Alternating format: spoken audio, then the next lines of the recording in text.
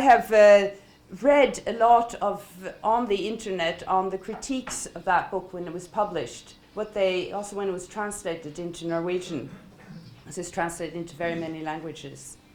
And one of the comments that is repeated again and again is that this is not just a book written by an academic, a historian who knows his subject and goes to his sources, but it's written by a scholar who also has the skill of getting to the unofficial sources, who has language skills, who masters 11, 12 languages. I don't know, Timothy, you must tell us.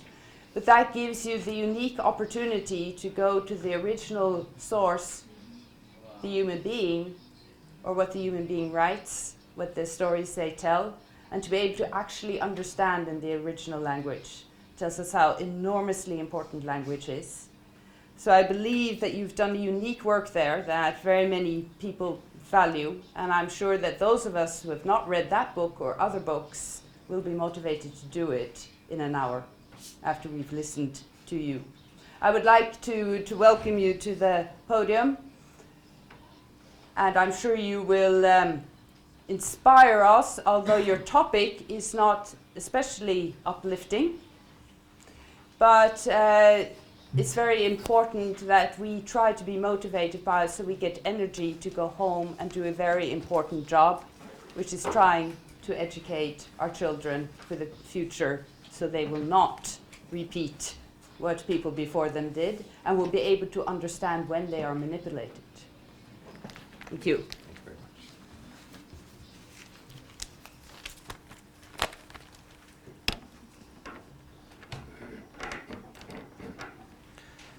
Thank you very much for this kind invitation. I do know languages, including some of the mother tongues of those of you who are here. The strange irony is that it probably makes the most sense for me to speak my mother tongue as a kind of lowest common denominator. But if you'd like to ask questions in other languages at the end, I will do my best, and then we can find out which ones I actually speak. It's a special honor to be with you on this occasion, and it's a special honor to be in this company. I have some sense of the difficulties of teaching this subject, since I do it myself, and since I spend a fair amount of time with American teachers who try to teach this subject. What I will not be doing is prescribing particular curricula. How you teach this subject will depend upon your students, your individual backgrounds. What I will also not be doing is try to convey the meaning of the event. What I will be trying to do is give you a sense of what the history profession now says about Auschwitz and about the Holocaust as a whole. One of the problems of teaching this subject, whether at the level of primary school or high school or university, is that it is constantly in motion. Memory is constantly in motion as the survivors age and leave us. But history is also constantly in motion as new sources are explored, as archives open up, as debates move towards new conclusions. So what I would like to do is take this time to give you a sense of how the history profession now sees Auschwitz and the Holocaust as a whole. And I do this not because I expect you to teach it the way that I'm going to prepare it, but rather to prepare you for questions that you might have and perhaps give you some ideas. So to begin, Auschwitz, of course, in our discussion, is part of a whole. When we speak of Auschwitz in this setting, we're speaking of it as part of a larger event, the Holocaust. I would like to begin by stressing that Auschwitz is, in some ways, part of several wholes. It's part of several stories that we have to understand if we're going to understand the Holocaust, if we're going to understand Auschwitz. There are several worlds, several roads that come together at at Auschwitz, and I'd like to briefly try to explain to you each of these. There's a mental world, Hitler's mental world, a Nazi mental world, which leads to Auschwitz.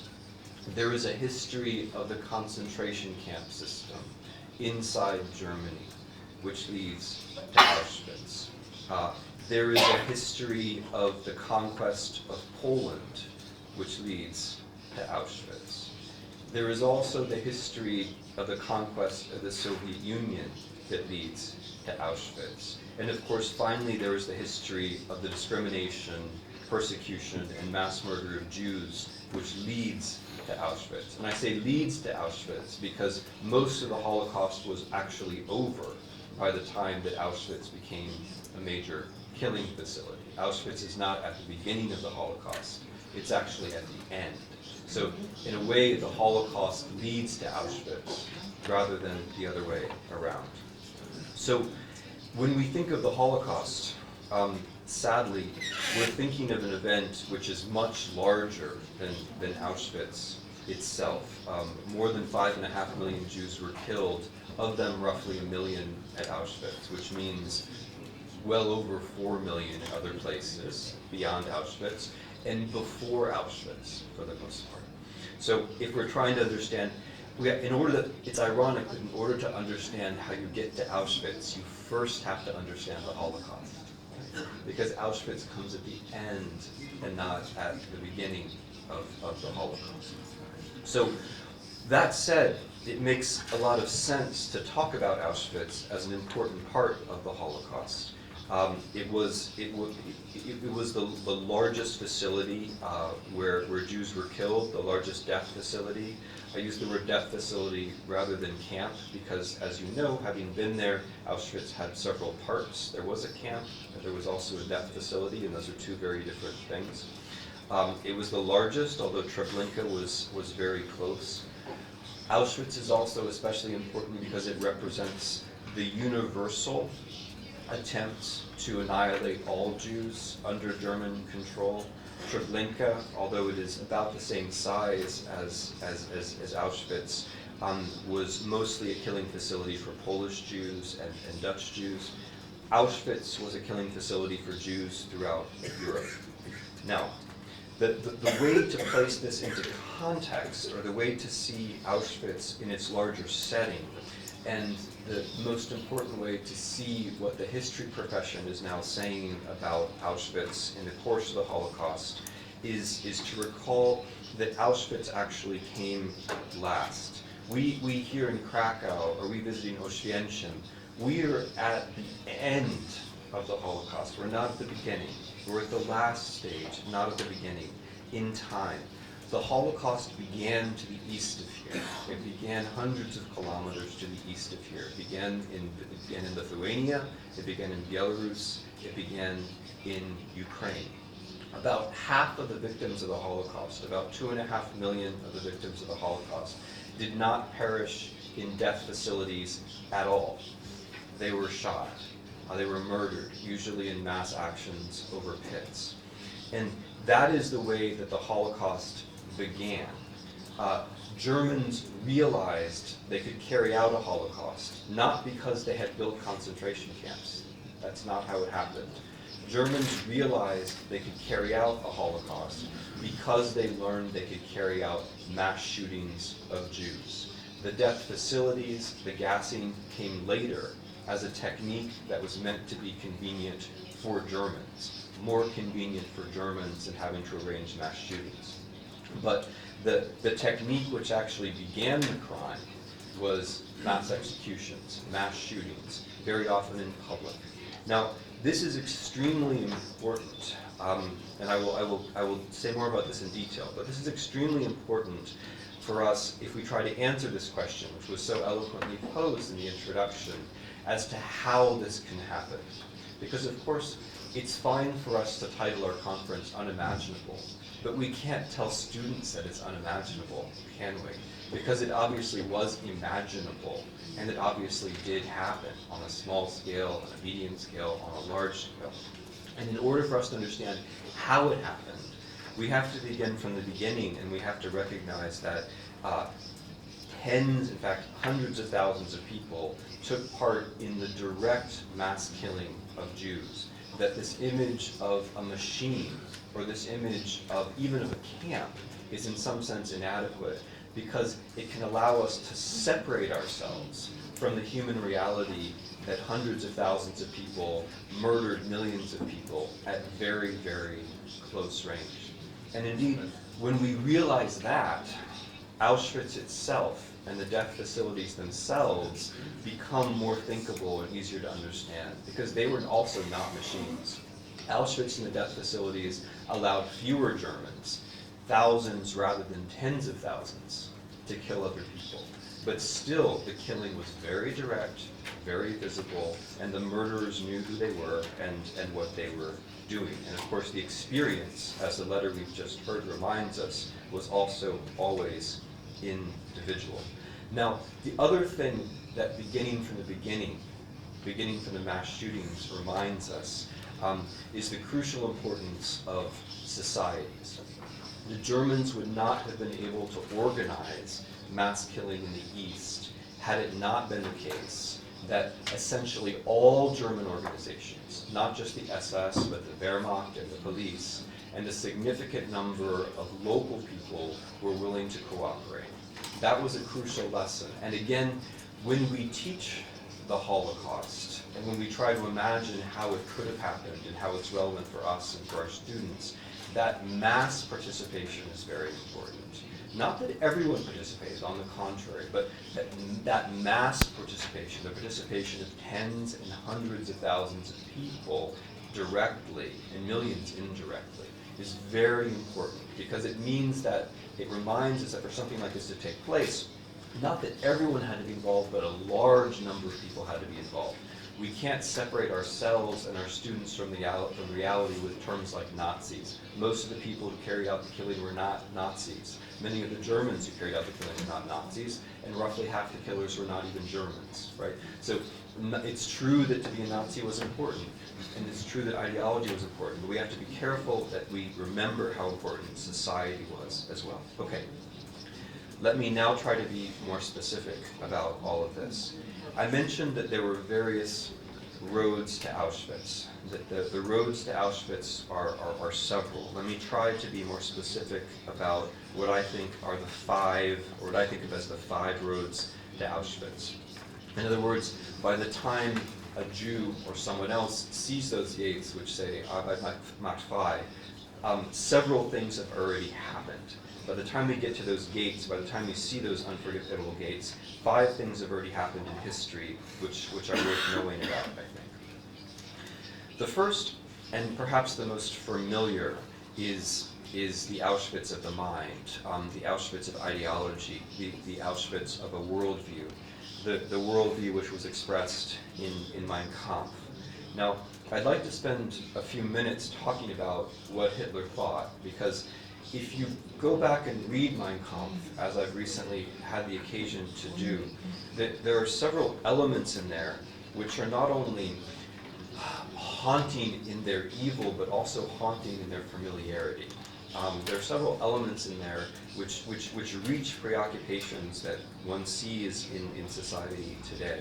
So Mein Kampf is fundamentally a text about nature, about what belongs in nature and about what doesn't belong in nature. It describes nature as a conflict of races, and everything else as being incidental. The only thing which truly exists in the world are races, and the only thing they're supposed to be doing is to compete for land and to compete for food.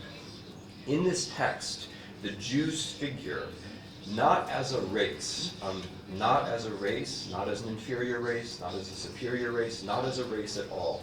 The Jews figure as something totally supernatural, who have somehow come into the world and introduced evil. And the evil that the Jews have introduced into the world, and this strikes me as very important, is ethical thinking. What the Jews have done, which is so wrong, is to confuse our minds by introducing ideas which are not about racial struggle. So Hitler presents capitalism as Jewish, he presents communism as Jewish, he presents Christianity as Jewish. Why?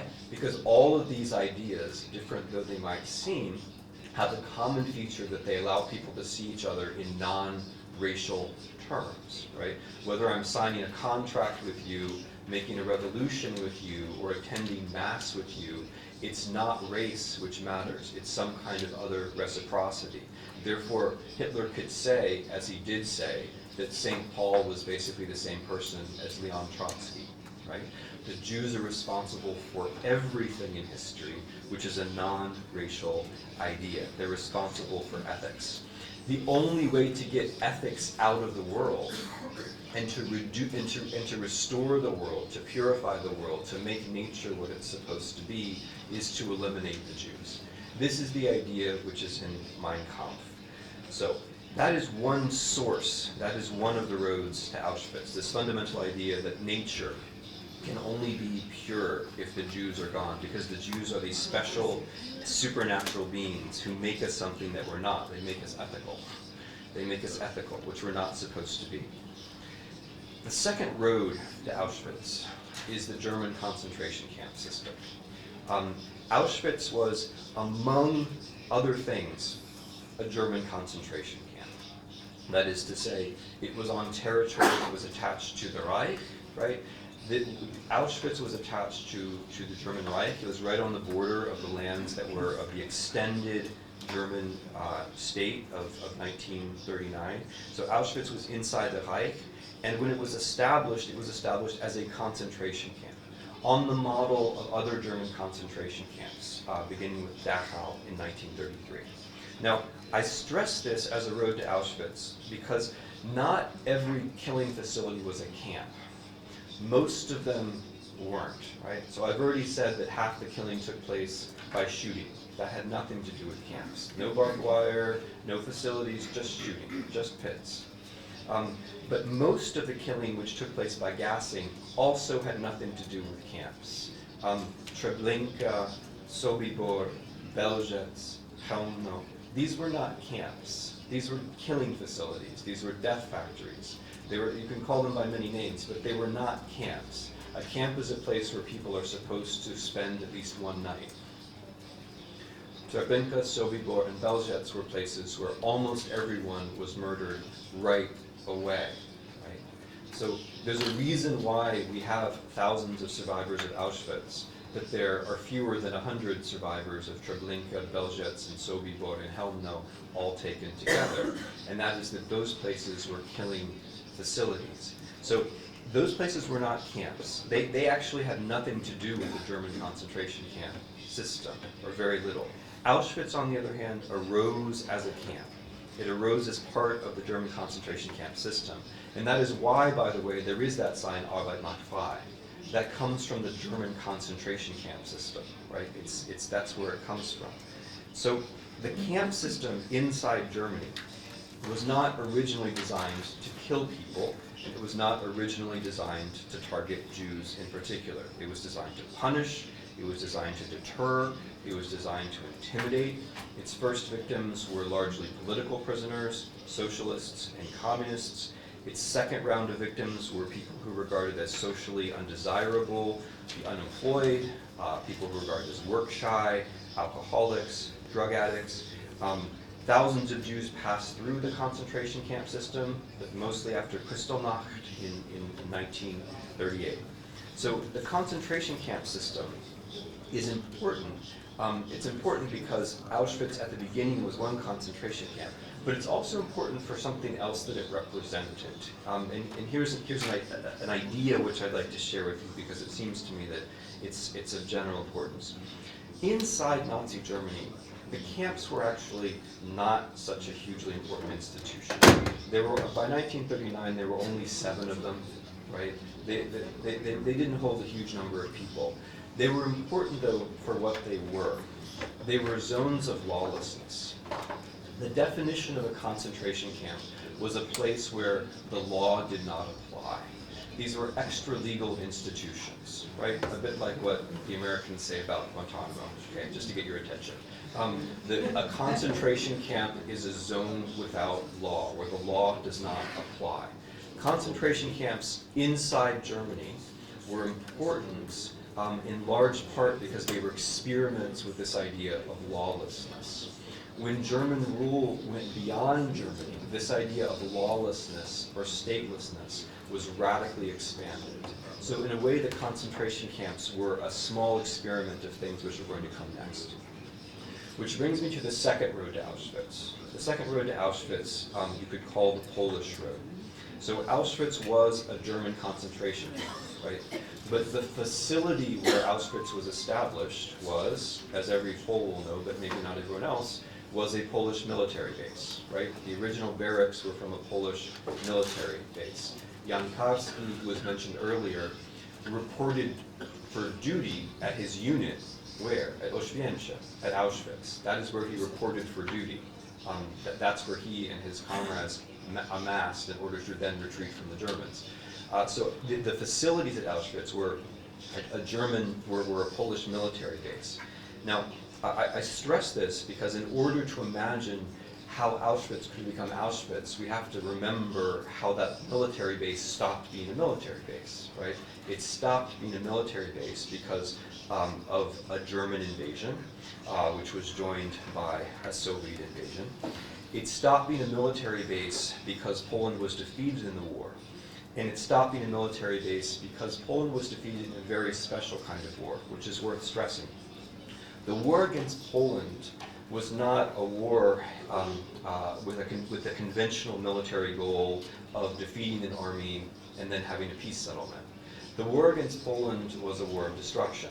The idea, as Hitler made very clear to his generals, was to destroy the Polish state. Remember what I said about statelessness. This is very important. We think of the Germans as wanting order and so on, and that's an ethnic stereotype, which, like others, we should probably do away with. The Holocaust didn't have so much to do with orderly Germans. It had much more to do with Germans destroying other people's order. The idea was to destroy the Polish state, and also to physically destroy, that is to kill everyone in Poland who had the capacity to organize a state, to kill the Polish elite, right, to remove them from the face of the earth.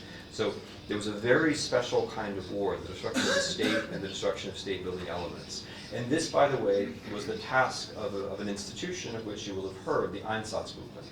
The Einsatzgruppen were sent into Poland not with the job of murdering the Jews, but with the job of destroying state-building elements inside Poland. And they killed 50 or 60,000 people by the end of 1939. And then they formed the stationary police units, in Krakow and Warsaw, elsewhere, whose job was very much the same thing, to continue to exterminate people in Poland who could build a state. Okay? Now, when I say this, when I say that the destruction of the Polish state was important, I don't mean to remove the responsibility of Polish society, and I don't mean to say that the Polish state up until 1939 was a wonderful place. For the Holocaust to happen, the Polish state had to be destroyed.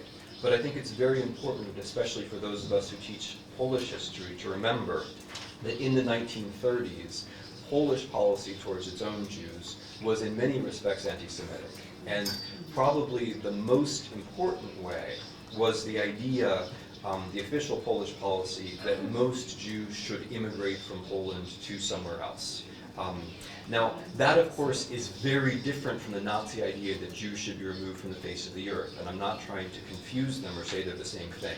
But the Polish government from 1936 until 1939 talked about the idea that 90% of the Jews of Poland should go somewhere else, which meant that Polish society had 5 years to think about what it would do with all of that Jewish property once those Jews were gone, right? There was an imagination that was created of what Poland would look like without most of its Jews. That didn't cause the Holocaust, but I think it's very likely that once the Holocaust began, it helped it to proceed. And in any event, I think those of us who teach Polish history have a special responsibility to remember that Polish topic. Okay, so inside Poland, Auschwitz is constructed on the basis of a Polish military base. Why is it constructed? It's not constructed to kill Jews. It's not constructed to kill Jews. It's constructed as a punishment camp for Polish citizens. So the first few people who come into Auschwitz are actually Germans. The next major wave of prisoners are Polish political prisoners. Some of them are people who have done something, and some of them are people who are simply part of the political class and therefore suspect. Auschwitz is established as a concentration camp to punish Poles. This is why, for example, Władysław Bartoszewski could have been a prisoner at Auschwitz, right? Władysław Bartoszewski, who we remember as a member of Żegota, the Polish organization which was tasked to save Jews. Bartoszewski was sentenced to Auschwitz as a political prisoner. This is why Witold Pilecki could be an inmate at Auschwitz. Witold Pilecki was a Pole and a member of the Polish resistance who voluntarily went to Auschwitz. Why did he voluntarily go to Auschwitz? Not because Jews were being killed there, they weren't in 1940. He went to Auschwitz in 1940 because he was trying to figure out where all of the Poles were disappearing to and what this place actually was. What's interesting about Pilecki, though, is that he stayed in Auschwitz all the way until 1943. And in his report, which he wrote in 1945, he describes all of the stages of the camp. It begins as a punishment facility for Poles. The second wave of prisoners are Soviet prisoners of war. And the third major wave of prisoners are the Jews.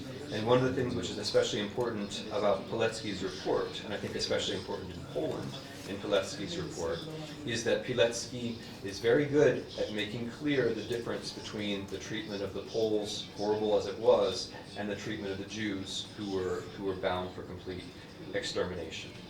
Okay, this brings me to a fourth road to Auschwitz, which one could call the Soviet road to Auschwitz. And this is the one which I think is most often forgotten, including by the Russians, including by people from post-Soviet states. Auschwitz, among other things, was supposed to be a gathering point in which prisoners were going to be marched in huge columns into the occupied Soviet Union, where they were going to work as slave laborers. This never happened. It never happened because the Germans never won the war in the Soviet Union. But this is how they conceived of Auschwitz in 1941. Hundreds of thousands of prisoners would be gathered there and then marched into the Soviet Union, Jews and non-Jews, in order to work themselves to death, building the enormous German colony in the East. Now, that enormous German colony in the East was never established, but it was part of the German thinking. In fact, it was a central part of the German thinking in 1941. What actually happens with Auschwitz has to do with the failure of that war. The Germans go into the Soviet Union and they kill a very large number of people in 1941. Among other things, they starve to death something like 3 million Soviet prisoners of war, which is the second largest German crime, and it's almost totally forgotten, right?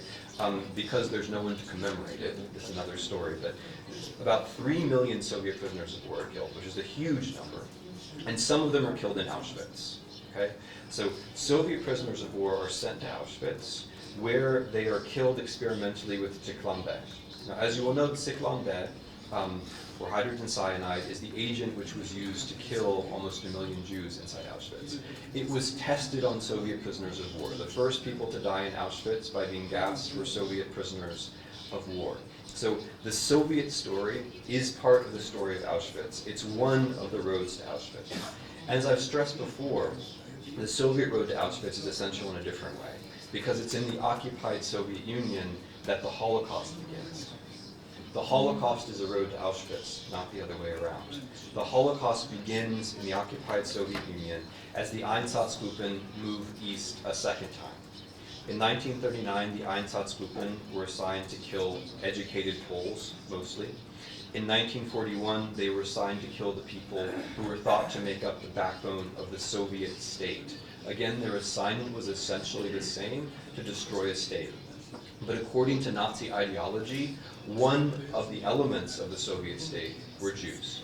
So from the beginning, the Einsatzgruppen in June of 1941 were killing Jews. By August and September of 1941, however, the Einsatzgruppen were also killing Jewish women and children. The idea of a final solution of removing Jews from the face of the earth had found a practical technique, which turned out to be killing Jews where they were. Now it's important to stress, and here I'm saying something which essentially every historian will now tell you, that there was no plan to do that. There was an idea of getting rid of all of the Jews. And then there was a technique which was found to work. And the technique which was found to work was killing Jews where they lived. It was news to the Germans that this was going to work. They were thinking in 1941 of deporting the Jews to Siberia, as it happens. What they learned in invading the Soviet Union was in the conditions they found, enough local people would collaborate, not most, but enough local people would collaborate, and crucially, all German institutions would take part. When the Germans invaded the Soviet Union, they did not know that the Wehrmacht would collaborate in the Holocaust the way that it did. And they did not know that German policemen would collaborate in the Holocaust the way that they did. German policemen killed more Jews than the Einsatzgruppe. And more German policemen by far were involved than members of the Einsatzgruppe. And in every large massacre, Babi Yar, Kamenets-Podilsky, every large massacre, German policemen were centrally involved. So it turned out that all German institutions would take part, and enough of the local population would take part, that the final solution could become killing. This is the Soviet road to Auschwitz, because the moment the final solution becomes killing is in a way the crucial moment. After that, it's a matter of shifting techniques. After that, it's a matter of the mass killing of Jews moving back westward into terrains the Germans already control. Back into Poland, where the major killing facilities become Belzec, Sobibor, Treblinka, Chełmno, and then back into Western Europe, where the major killing facility is meant to be Auschwitz. Now, this is the final road to Auschwitz, the European road to Auschwitz. And perhaps this is the most familiar one, because this is the one that has the image of trains. We associate trains with the final solution. Trains had relatively little to do with the final solution, right? It's a familiar image because of the dominance of West European historiography and West European memory. West European historiography is dominant because Western Europe was on one side of the Cold War and Western Europeans could write about the Holocaust. I'm simplifying, but not very much. Western European memory is dominant because many West European Jews survived. In places like France, for example, most of them survived, right? In places like Germany, right, roughly half of the Jews of Germany survived. So the West European image of trains has become a dominant image of the Holocaust. Trains didn't really have very much to do with it. In the East, as I said, roughly half of the people who were murdered in the whole Holocaust were shot. There were no trains involved in that. In Treblinka, Belzec, Sobibor, trains were involved, but for very, very, very short distances. This canonical idea of going from Drancy or Westerbork to Auschwitz, that's actually a very small part of the Holocaust. But anyway, this European road to Auschwitz. Here is where we run up against something which is very important and which is very interesting, which is the clash between the universal ambition to exterminate all Jews under German control, which was clearly policy by 1942, and the variety of occupation regimes inside Europe. So the range of killing inside Europe is extraordinary, right? It goes from something like 99% in the Baltic states to a few percent in Denmark, right? And the way that we like to explain this, if we like to think the way that the Nazis thought, is to say, well, some ethnicities are nice and some are not so nice, right? But that doesn't explain very much at all, and those are not the kinds of explanations I think we should be looking for. There were varieties of occupation regimes, and those different occupation regimes led to different outcomes. Let me start with the sort of canonical nice story of Denmark. Right? Everyone knows that the Danes rescued their Jews. Everyone knows that the Danes organized this dramatic flotilla, and Danish Jews then went to Sweden and survived. The story didn't really go like that. That's not really how it happened. There are two important things to know about that story. The first is that that story only involves Danish citizens. The Danish state acted to save its own citizens. It did not, in general, act to save non-Danish Jews, who were generally sent back to the Reich, where they were killed. And that's a very important point, because it gets us to something really important. In general, Jews could not be killed unless they were separated from their states. one way or the other. And the way that Jews were generally separated from their states was that their states were destroyed, right? In some cases, their states gave them up. France gave up some of its Jews, and those Jews were killed.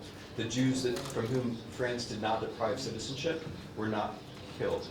The Germans would only kill Jews, and this is very important, who had been separated from a state. They would kill all Soviet Jews because they decided the Soviet state didn't exist. They would kill all Polish Jews because they decided the Polish state did not exist. They would not kill Romanian Jews or French Jews or Slovak Jews until those states, and unless those states gave up their own Jews, deprived them of citizenship, right? And so to make a complicated story short, what happens throughout Europe is that Jews die to the extent that they are separated from their states. And each country has its own story, and in each country there's variety, and depending upon where we're from, we'll teach different stories. But that's the underlying truth. Bulgaria, right? In Bulgaria, all the Jews are supposed to have survived. Again, that is not true, right? Bulgaria saved the Jews after a lot of debate who lived on pre-war Bulgarian territory. On the territory that Bulgaria conquered with the help of Nazi Germany, the Jews were sent to death facilities and were killed, right? So, and those were Jews to whom Bulgaria did not extend citizenship. It didn't kill its own pre-war citizens, but it did kill other people, right? Slovakia, a very important case for Auschwitz, because Slovak Jews were sent to Auschwitz very early. How does that happen? Well, Czechoslovakia, as you all know, is destroyed as a state in 1938 and 1939. It's turned into multiple zones. One of these zones is a new, legally independent Slovak state. When you create a new state, you have the opportunity to define who is a citizen and who is not. And Slovak authorities define Jews as second-class citizens, deprive them of normal property rights, created thereby an artificial Jewish question in which they could say, well, what about all these homeless Jews? What about all these unemployed Jews? Aren't they just parasites? And then, on that logic, send them to Auschwitz, which is how it happened. If the state is not destroyed, these sorts of things can't happen, right? So there's a clear connection between the degree of sovereignty and the attachment of citizenship to Jews and the outcome at Auschwitz. So this is the final road to Auschwitz. It's the European road, right? Jews from all over Europe end up at Auschwitz. The largest group, by the way, is the Hungarian, right? The second largest group is the Polish. Hungarian and Polish Jews together are more than half. But Jews from all over Europe end up at Auschwitz. And of course, their experiences are individual. But why more Jews came from, why a high percentage of Jews come from the Netherlands than from France is a story which has to do with Dutch and French sovereignty. Why so few Jews ended up coming from Denmark? It's a story of good actions by good people, but it's also the story of a sovereign Danish state, which was governed by a very conventional German occupation, where the king remained the sovereign, right? And this kind of political history may not fit so nicely into our image of the Holocaust as a kind of inevitable doom for all Jews. But it seems to me that if we're going to draw lessons for the future, which is where I'm going to close, it's something which is worth stressing, that European Jews suffered and died insofar as European states continued to exist, were destroyed, or were warped. Okay, this brings me to the lessons or the idea of Auschwitz in our future. Let me just try to briefly say one thing about each of these roads. So, if ideology is one of the roads to Auschwitz, if Mein Kampf is one of the roads to Auschwitz, of course it then becomes very important, as several people have already stressed, to concentrate upon ethics. Hitler's move in Mein Kampf was to evacuate ethical thinking to the Jews, and to say that normal human beings do not think ethically. Normal human beings care only about the race and its survival and its comfort, its prosperity. So it's extremely important that ethics be treated as a human matter. And in this, and within this, there's a particularly important question of, as you all know, individual responsibility. One of the ways that Nazi ideology worked was to say that since this is all a natural struggle, no one is particularly responsible for what is done, right? No individual, because you're only acting on behalf of the race. And as I'm sure many of you know, the people who were rescuers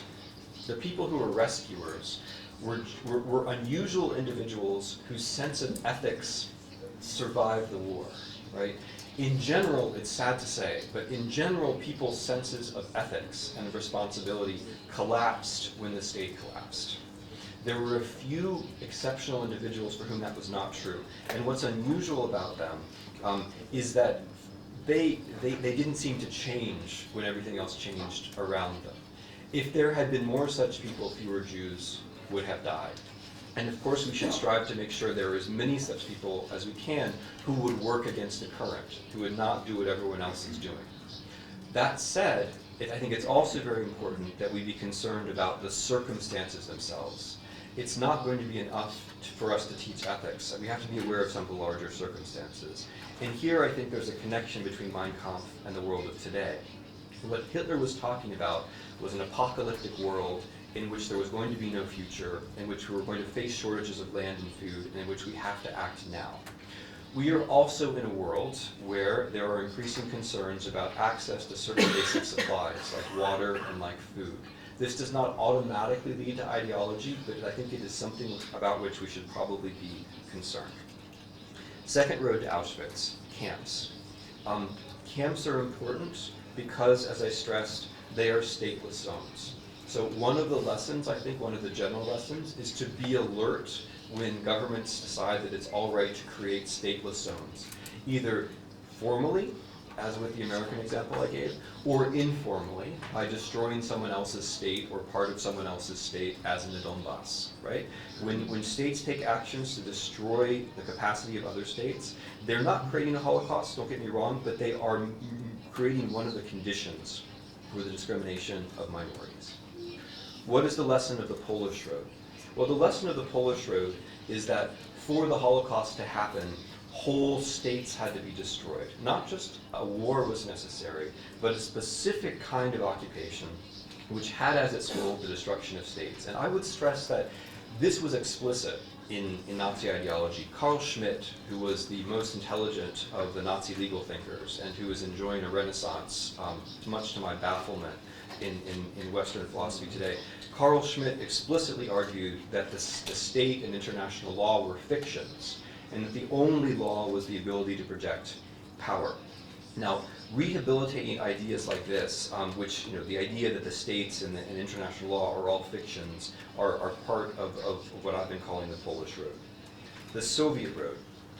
In order for the Jews to be killed, German power had to extend where Jews actually lived. And that meant a war in the East. Eastern Europe was, demographically speaking, the homeland of world Jewry in the 1930s. So the Germans, in order to get to where the Jews lived, had to carry out a colonial campaign. They had to try to destroy the Soviet Union. And the other part of the Soviet lesson, of course, this brings me to the European road, is that we learn, in the case of the Soviet occupation, that everyone is going to collaborate, more or less everyone, regardless of ideology. Right? The Holocaust takes place in Smolensk and in Kharkiv and in Kiev, just as it takes place in Vilnius and in Riga and in Lviv, with basically the same percentage of Jews being killed. Ideology doesn't have very much to do with it. Lifelong communists lead German occupation apparatus.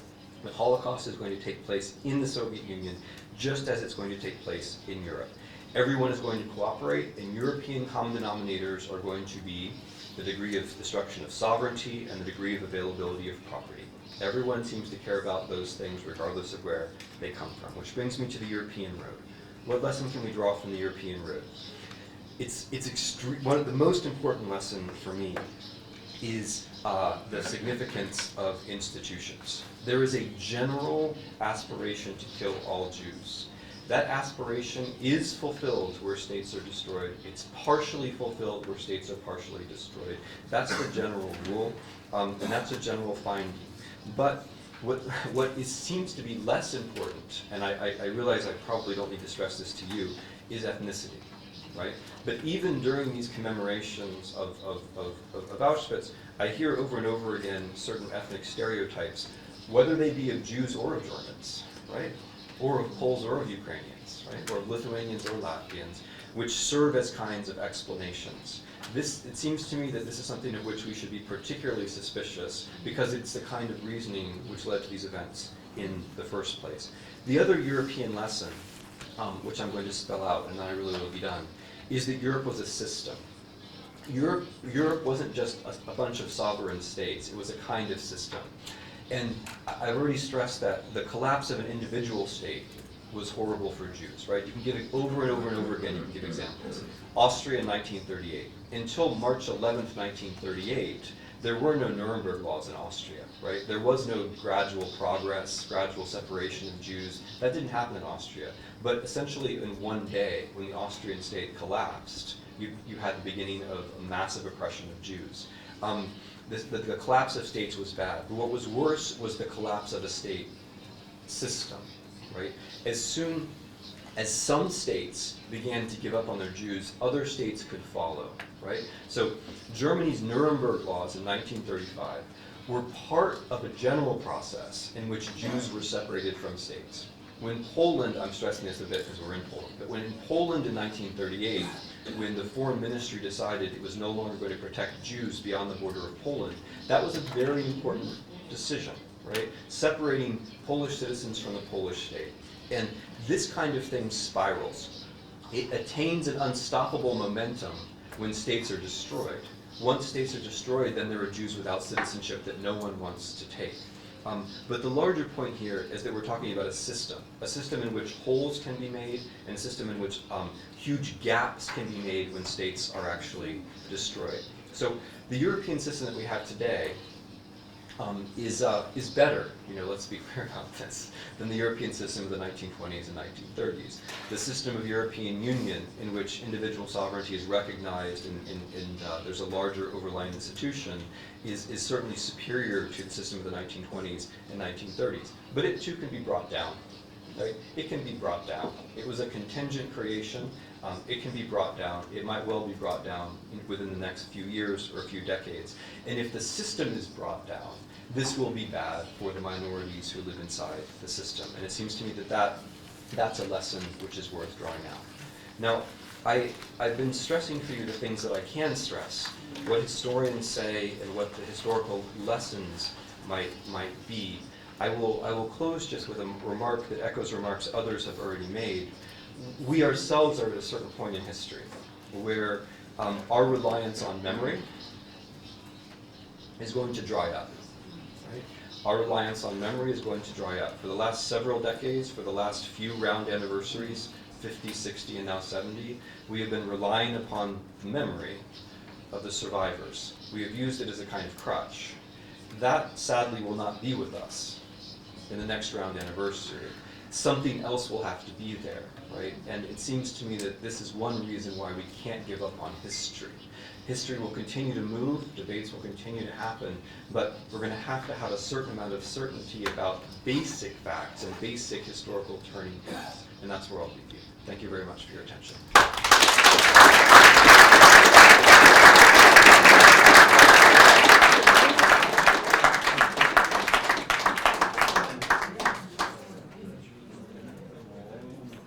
Thank you so much, Timothy. I haven't had such an interesting hour for a very long time. Oh, that's very sweet. It was, I felt like really when you had the good lectures when you were at university, and you gave us one of them now. A great backdrop to know that things are very complicated. That makes our job complicated because we have to understand all the different entrance points. And you gave us was it 4 or 5 rows? Into five, yes. So, and as teachers, we have to know how to treat them in how we're going to educate our children. We will be dealing with that through 2 panels afterwards. So I'm not going to open a large discussion now, but I do think that if there's anyone sitting here with immediate questions or comments, that they should be given the floor before we have a coffee break to reflect. Anyone? I just think you've given us so much food for thought that we need a coffee. So we come, if I don't know how long you will be with us, Timothy? Well, after the coffee break, you have other people talking. Yes, I know, but I'm wondering if you will be in the room. I will be there. So if there's anything specific that comes back, perhaps you can support us. We have one, I see Randy at the back there, so we'll give you the floor. You need to use the microphone, you know that. So, to Holdis's point, I don't think I've written so many notes in a decade or so. So I just want to say thank you I want to say thank you for the analysis, and I am now looking forward with trepidation to reading the book. I'm Randy Weingart, I'm the president of the AFT in the United States. You left us with, so I just want to go to where you left us in terms of the point about history and turning points. And the question in my mind about, so what do we do about that? And because there's so much, particularly in light of social media, and the this intentional destruction of history, regardless of what it is, and constant misrepresentations that become, indeed, false facts. So I just wanted to ask, do you have any, we understand what our role is in terms of educating children, and but what, do you have any suggestions in terms of, in the absence of having individual survivors, we have, just like the artifacts, like Zippy read from her father, we will always have those kind of artifacts. But, any kind of last suggestions, instead of just leaving us hanging with that, any suggestions on what we can do in terms of universities or in terms of our governmental systems to actually make sure that the circumference of facts are there and not eroded? Yeah. So I wish I had the easy answer to that. If I did, I would have put it at the beginning of the talk and not at the end, because it's obviously something which is very much on my mind.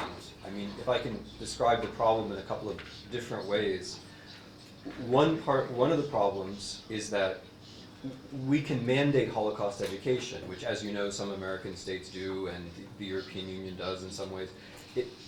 We can mandate Holocaust education, but I am concerned that students can't really retain what the Holocaust is unless it's surrounded by history in general.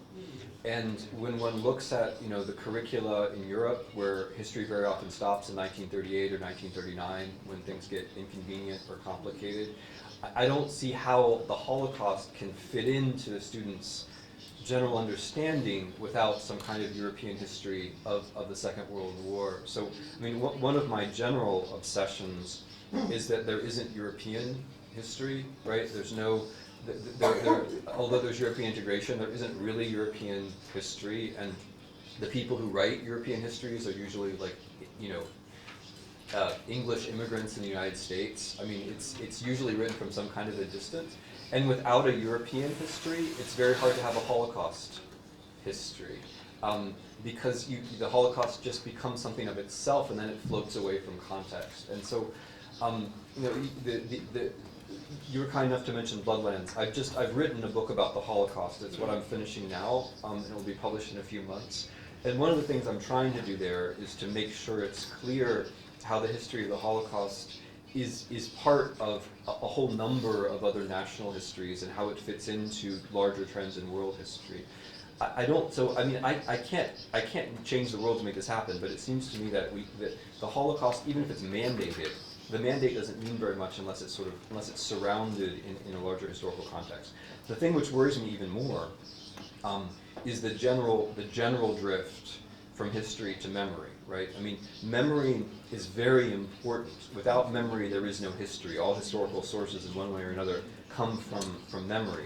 But if we make memory everything, what happens is the victory of a kind of total subjectivity, where people have all kinds of memories and who knows. And then we end up in the classroom in a position of saying, well, on the one hand, on the other hand, on the one hand, on the other hand. And this, I think, is the larger civilizational problem. That we've moved away from chronological, fact-based history teaching into this kind of pluralism, which frankly can go a little bit too far. And I think we feel the costs of that precisely when we find an event where we want to make sure we're teaching it in some grounded way. And so again, I wish I could snap my fingers and make this problem disappear, but I think it's the problem of Holocaust education is a particularly strong argument for a really traditional, in a way, understanding of history. That before we talk about subjectivity and so on, we make sure that we have the chronology, right, and we make sure that we have certain basic facts, and that we make sure that we have the history in a way that's open to Jews and Poles and Germans and Americans and others. That it has lots of doors into it. But I can't. That's my general sense of what we ought to do. The particulars, I can't solve. We're going to allow one more question Sure. from the President of Education International, so Susan.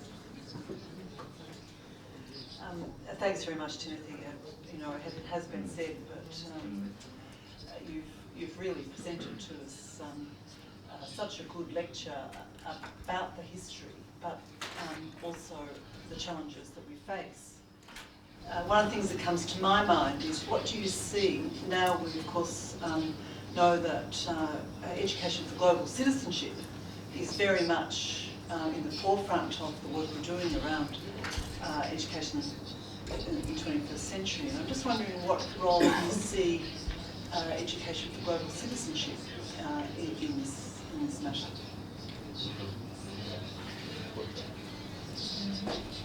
Well, there are two pretty obvious ways that it matters. The first is that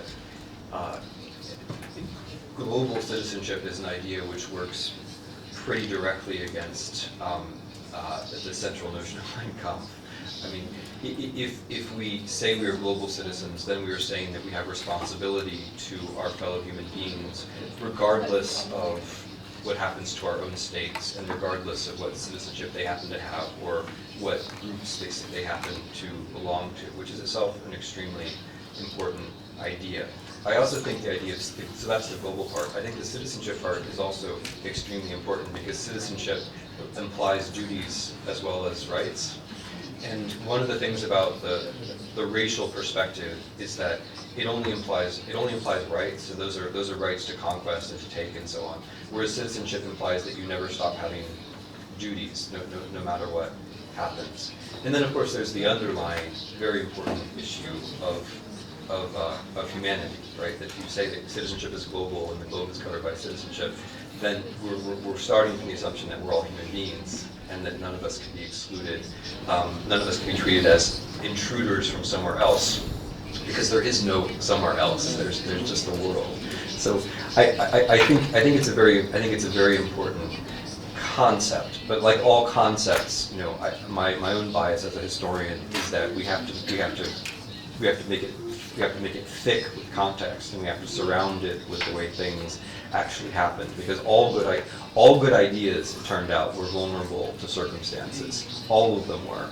And even if we have the best ideas now, and we should work on them, but even if we have the best ideas now, they're still going to be vulnerable to circumstances. They're still going to be vulnerable to circumstances.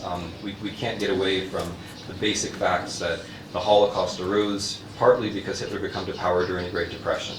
And I don't think we can get away from the fact that we are also facing a world in the West where developed societies, and also China, are going to face may likely face shortages of food and water to which we're not accustomed.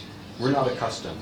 In the 1930s, when people talked about calories, they were talking about something of which there was too little. When we talk about calories, we're talking about something of which there's too much. But that can always change, and we're not really ready for that. And the Chinese are certainly not ready for that. So we're facing a world of a certain amount of I think, increasing uncertainty. And in that world of uncertainty, being prepared for the wrong ideas and having an arsenal of good ideas like global citizenship is very important. But unfortunately, I think the history of the Holocaust teaches us that it's also not enough. That there's a supply of the wrong ideas, but there's also a demand for the wrong ideas. The anti-Semitism, so to put it a different way, anti-Semitism was a global idea too. It was an idea which arose from the sense that the whole world is facing some kind of threat, and the easiest way to define that threat was to put it onto a certain group of human beings. If you can make the Jews responsible for everything which is wrong with nature, then there's an obvious solution, right? But that is, I mean, whether we like it or not, that's a form of global thinking. And so we have to make sure that as we ourselves return to a global world, right, that we're aware that globalization itself brings the possibility of that kind of global thinking, and that we not only have our arsenal of good global ideas, but that we're aware that if globalization itself and the crisis of globalization can be part of the problem.